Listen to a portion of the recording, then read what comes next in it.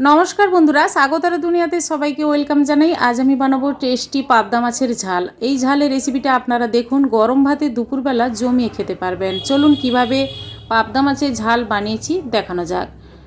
সবার প্রথমে 4 পিস মাঝারি সাইজের পাবদা নিয়েছি। ভালোভাবে কেটে ধুয়ে পরিষ্কার করে জল ঝরিয়ে থালার মধ্যে নিয়ে নিয়েছি। এবার পাবদা মাছের সঙ্গে দিয়ে দিচ্ছি হলুদ গুঁড়ো, 1 টেবিল স্পুন সর্ষের তেল, পরিমাণ মতো লবণ। পাবদা মাছে অল্প সর্ষে তেল দিলে পাবদা মাছগুলো ভাজার সময় ছিটকে আসবে না আর ভেঙেও যাবে না, তাই আপনারা পাবদা মাছে অল্প সর্ষে তেল দেবেন। মাছগুলো লবণ হলুদ মাখিয়ে তারপর ননস্টিক কড়াই বসিয়ে কড়াইয়ের মধ্যে সর্ষের তেল দিয়ে কিছুক্ষণ গরম করতে দেব। গরম হয়ে যাওয়ার পর গ্যাসের ফ্লেমটা মিডিয়াম রেখে আস্তে আস্তে করে সবগুলো পাবদা ভাজতে দেব। আর পাবদা মাছ ভাজার সময় আপনারা গ্যাসের ফ্লেমটা মিডিয়াম রাখবেন। বেশি কড়া করেও পাবদা মাছ ভাজবেন না। কড়া করে ভেজে নিলে পাবদা মাছে স্বাদটা কম আসবে। তাই এক পিঠ হয়ে গেলে আরেক পিঠ উল্টে পাল্টে সবগুলো পাবদা মাছ ভেজে তুলে নিলাম। এবার পাবদা মাছগুলো রান্না করার জন্য আমি কড়াই মধ্যে 2 টেবিল স্পুন সর্ষের তেল, কালো জিরে আর 4 থেকে 5টি কাঁচা লঙ্কা দিয়ে দিলাম।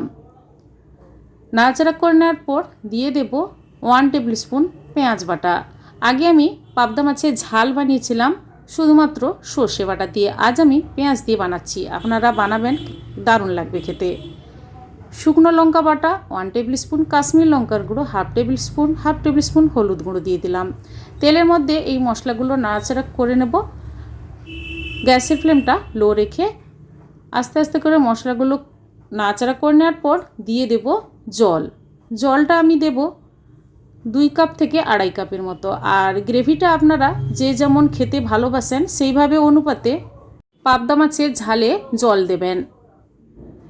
জল দিয়ে তারপর আমি গ্যাসের ফ্লেমটা হাই করে মিনিট 2 ফুটতে দেব। তার আগে আমি পরিমাণ মতো লবণ কিন্তু এখন দিয়ে দেব। মাছ ভাজার সময় লবণ দিয়ে মাছটা ভেজেছি আর রান্নাতে সামান্য লবণ দিয়ে দিলাম। এবার নাড়াচাড়া করে কিছুক্ষণ ফুটে যাওয়ার পর আস্তে আস্তে করে সবগুলো পাবদা মাছ দিয়ে দেব।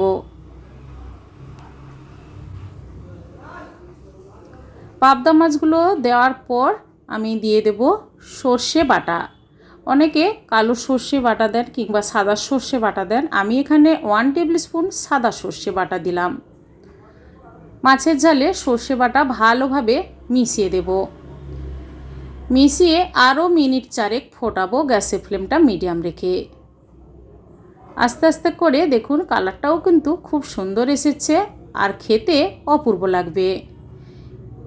কিছুক্ষণ ফুটে নেওয়ার পর গ্যাস অফ করে কিছুক্ষণ রেস্টে রেখে তারপর গরম ভাতের সঙ্গে সার্ভ করে নেব।